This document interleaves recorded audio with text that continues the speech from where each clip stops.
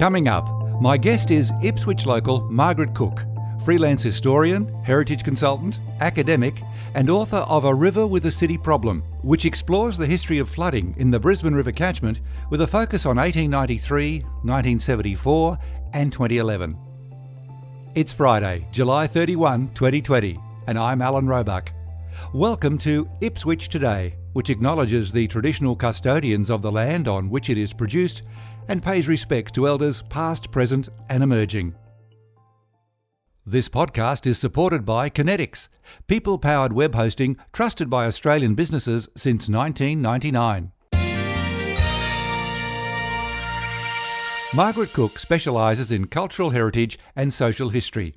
Her work includes conservation management plans, commissioned histories, land tenure, cultural tourism, oral history and museum exhibitions. Her academic research focuses on environmental history with a particular interest in natural disasters, climate and agricultural settlement. An accomplished author, Margaret has several books to her name, including A River with a City Problem, published last year. This book has been nominated for the 2020 Courier Mail People's Choice Queensland Book of the Year Award. I caught up with Margaret via Zoom. Thanks for speaking with Ipswich Today, Margaret Cook. It's an absolute pleasure. Thanks for having me. Before we talk about your nomination and the book itself, when did you first become aware of your keen interest in history and heritage?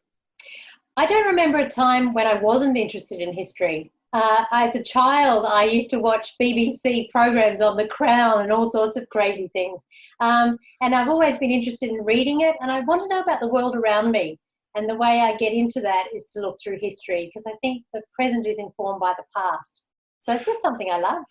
You've served on the Queensland Heritage Council and the National Trust. What do you consider were your major achievements during that time? Personally, I learnt a lot, which is always exciting for me. But I think I brought my community interest as well in history to that role. And as a local Ipswich person, a regional aspect. Sometimes those Brisbane committees can be very Brisbane focused. So it was always good to be able to give an Ipswich perspective to some of the discussions. Ipswich is a treasure trove of history, and I include the time, of course, before white settlement. During your studies, what strikes you as the most significant time or period or thing about our local history? I think our industrial history is really important. The woolen mills, the railway workshops, and the contribution we've made to rail in Queensland generally, I think, and the coal mining, of course, you can't forget that one. So I think our industrial contribution to the history of Queensland has been really important. And it's left us with a rich legacy of buildings as well. And as a heritage consultant, that's always something that interests me. One of my favourite buildings is the Ipswich Incinerator Theatre, which is a wonderful industrial building in Queen's Park. And industrial architecture has a different aesthetic to it that's very attractive. The city has a checkered past, there's no doubt about that when it comes to built heritage. Do you think things have improved over the destructive past? And I'm specifically looking at the 70s and 80s here. Yeah, the 70s and 80s were not good for heritage anywhere in Queensland. It was the White Shoe Brigade at its best, and we saw a lot of demolition. And I think we learnt the hard way that that wasn't the way to go. And we brought in the Heritage Act, and the National Trust became more vocal and outspoken. And Ipswich was actually a leader in local heritage, and it's become the role model for a lot of the other local authorities in Queensland. So I really do see a difference now. And I think the younger generations are more proud of our heritage than they maybe once were. Your book, A River with a City Problem, not only examines the 2011 flood, but looks at the major floods of 1893 and 1974. What was your motivation to tackle this one? I'm always interested in place, and I think that comes from my interest in heritage. But I started thinking about it at the time, not long after the floods, when that discussion was going on about the role of Wivenhoe and how we hadn't managed to stop flooding. And I thought, there's a story there about the river came first. The river's always been there. It's actually humans that have come later. And that was the idea of the title. And I thought it was an interesting story to look at that dynamic between nature and humans and see how it could play out in the time of the flood.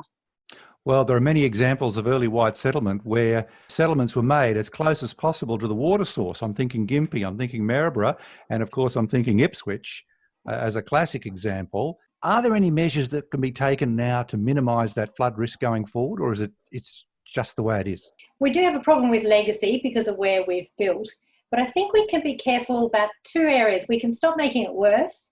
So I think there's a role for town planning in particular to think about where we actually build.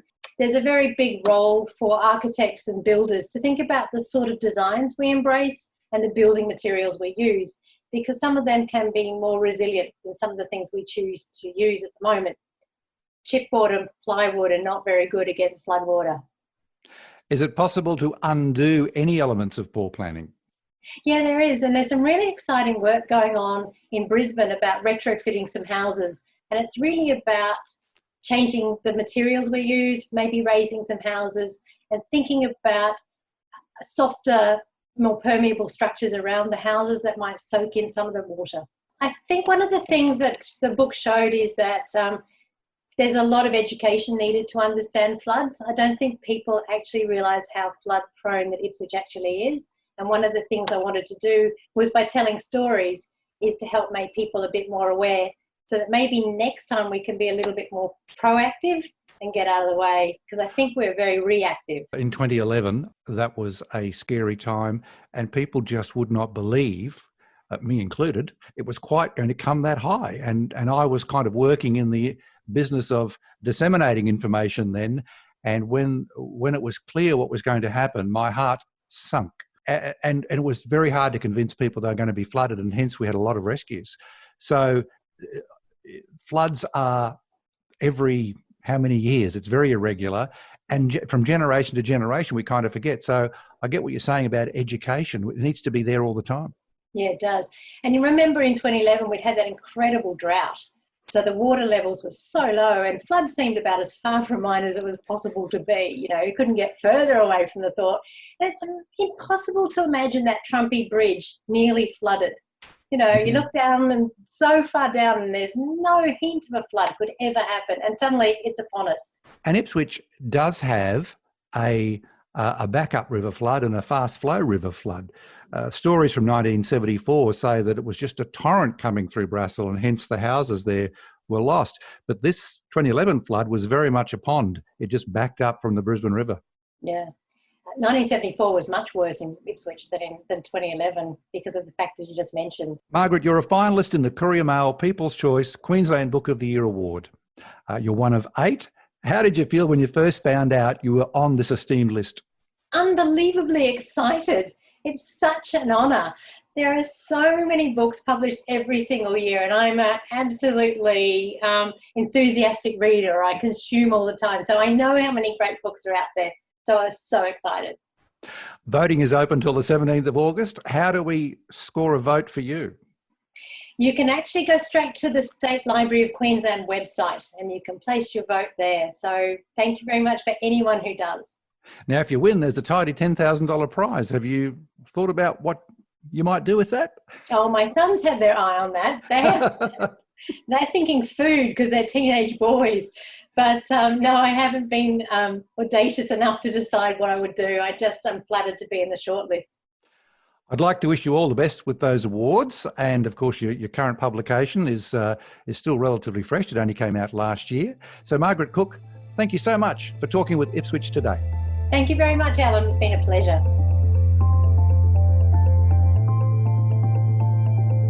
Ipswich Today is supported by Kinetics, people-powered web hosting trusted by Australian businesses since 1999. You can subscribe for free and share this podcast from your favourite app, including iHeartRadio, or play Ipswich Today from your smart speaker. Suggestions are welcome for future interviews and topics. Just go to the Ipswich Today website or Facebook page and leave a message. Music is supplied by Purple Planet Music. This is Alan Roebuck. Thanks for listening.